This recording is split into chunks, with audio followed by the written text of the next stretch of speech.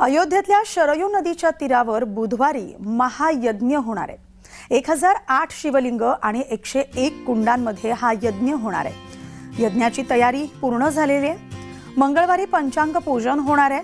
शरयूचा काठ हा भक्तांनी फुललेला दिसतोय। मोठी गर्दी या ठिकाणी पाहायला मिळते।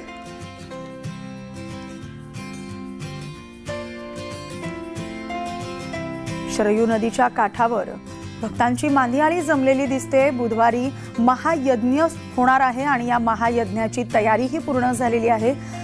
त्यामुळे सगळ्यांनाच आता उत्सुकता आहे या महायज्ञाची आणि त्यानंतर होणाऱ्या विधींची। आणि अखेर 22 जानेवारी या दिवसाची, ज्या दिवशी रामलल्लाच्या प्राणप्रतिष्ठा सोहळा संपन्न होणार आहे। आजपासूनच या सोहळ्याची सुरुवात झालेली आहे। हळूहळू विधी देखील होणार आहेत।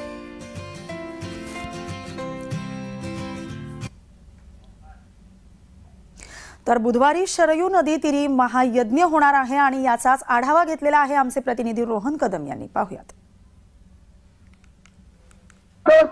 प्राणप्रतिष्ठा सोहळ्यासाठी आजपासून अयोध्येमध्ये जे ते विविध कार्यक्रमांची रेलचेल सुरू होते, तर दुसरीकडे मोठ्या प्रमाणामध्ये होम हवन असतील, पूजा अर्चा असेल, धार्मिक विधी असेल, याची सुद्धा सुरुवात आजपासून अयोध्येमध्ये सुरुवात झालेली पाहायला मिळते। आपण हे दृश्य पाहतोय शरयू नदीकाठी असणाऱ्या नेपाळी बाबांच्या सगळ्या कार्यक्रमस्थळावरून आणि याच ठिकाणी नेपाळी बाबांच्या माध्यमातून जे ते जवळपास 1008 शिवलिंग जे आहेत त्याची स्थापना केलेली आहे। तर या बाजूला 100हून अधिक यज्ञकुंड तयार करण्यात आलेले आहेत आणि त्याच ठिकाणी आजपासून जे ते पूजा अर्चेला सुरुवात होते। खरं तर राम मंदिर बांधलं जावं यासाठी संकल्प जो आहे तो नेपाळी बाबांनी याच ठिकाणी अशोक सिंघल यांच्यासोबत घेतलेला होता आणि ज्यावेळेस अशा प्रकारचं राम मंदिराची स्थापना होईल त्यावेळेस हा महायज्ञ जो आहे तो करण्यात येईल अशा प्रकारची भूमिका त्यांनी घेतलेली होती आणि त्यामुळेच अशा प्रकारे जे आहे ते वातावरण सध्या पाहायला मिळत आहे।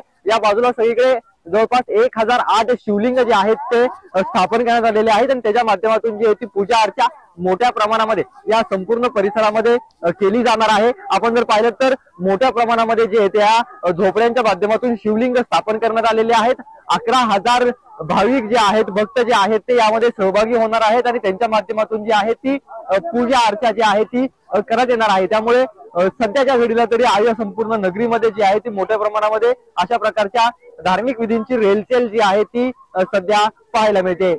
रोहन कदम, जय महाराष्ट्र न्यूज, अयोध्या।